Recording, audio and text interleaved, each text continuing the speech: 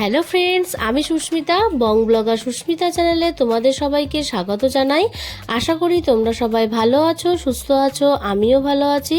তোমরা তো অনেক রকমভাবে ফিশ ফ্রাই খেয়ে দেখেছো, কিন্তু এরকমভাবে একবার ফিশ ফ্রাই খেয়ে দেখো, আমি গ্যারান্টি দিয়ে বলছি খেতে কিন্তু অসাধারণ লাগে।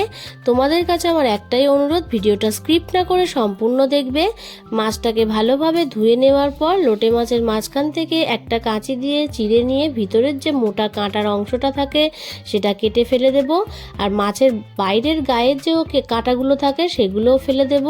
ফিশ ফ্রাইয়ের মধ্যে কিন্তু মাছের কাঁটা থাকলে একদমই খেতে ভালো লাগে না। তারপর মাছগুলো কাঁটা বের করে দেওয়ার পর ম্যারিনেট করার জন্য 1 চামচ গোলমরিচের গুঁড়ো, স্বাদ অনুযায়ী লবণ আর আদা রসুনের পেস্ট। তারপরে এখানে গোটা পাতিলেবুর রস দিয়ে দেব। তোমরা মনে করলে একটা গোটা পাতিলেবুর রসের সাথে মাছটাকে 10 মিনিট মতন ভিজিয়ে রেখে দিতে পারো, কিন্তু আমি এখানে আলাদা করে রাখার চেষ্টা করিনি, একসাথেই করে নিলাম। আর পাতিলেবুর রসটা এই কারণেই দিয়েছি, মাছের যে একটা আঁশটে গন্ধ থাকে সেই গন্ধটা যাতে চলে যায়।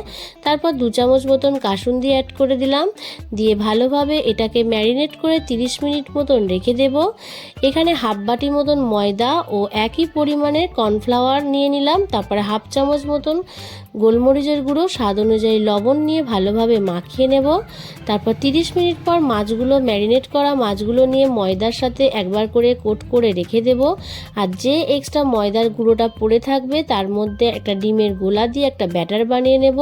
সেই মাছের ওই ডিমের গোলার মধ্যে একবার চুবিয়ে নিয়ে বিস্কুটের গুঁড়োর মধ্যে দিয়ে ঝেড়ে নেব, দিয়ে আবারও ডবল কোট করে নেব। ডবল কোট করে নিয়ে ভাজলে কিন্তু ফিশ ফ্রাইটা খেতে বেশি ভালো লাগে আর জিনিসটাও অনেকটা মোটা হয়। তোমরা কিন্তু অবশ্যই এরকমভাবে খাবে। আর ফিশ ফ্রাইয়ের মতন এটাকে আমি একটা শেপ তৈরি করে নিলাম ছুরি দিয়ে। দেখো, দেখে কি তোমরা বুঝতে পারছো এটা লোটে মাছের ফিশ ফ্রাই? তাই জন্য বলছি অবশ্যই তোমরা বাড়িতে কিন্তু এরকমভাবে ট্রাই করবে। ব্যাস একেবারেই রেডি হয়ে গিয়েছে, শুধু এবার ফ্রাই করে নিলেই হয়ে যাবে। এটাকে এবার ফ্রাই করে নেব, দুবার করে ডবল কোটভাবে ফ্রাই করে নিলেই হবে। আমি এখানে ভিডিও করার জন্য একবার ফ্রাই করে দেখিয়েছি। এখানে হালকা করে ফ্রাই করে রেখে দেওয়ার পর যখন তোমরা খাবারটা সার্ভ করবে তখন আরেকবার ফ্রাই করে নেবে।